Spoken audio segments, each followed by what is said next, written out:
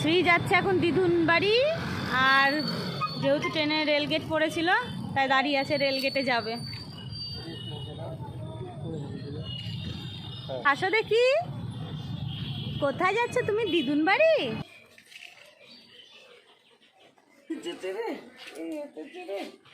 তুমি দিদুন বাড়ি এসছো?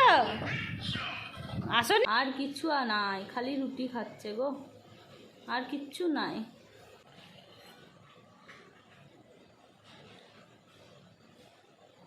কটা দেখছো? হ্যাঁ বলে হ্যাঁ। তাই না দাদা?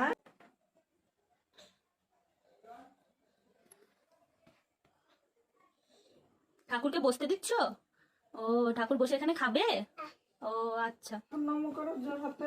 ওই বাবা, নমো নমো। দিদুন বাড়ি থেকে এসেছে এবার মামাইয়ের দোকানে, একটু মামাইয়ের দোকানে তদারকি করার জন্য। ঘুরতে এসেছো?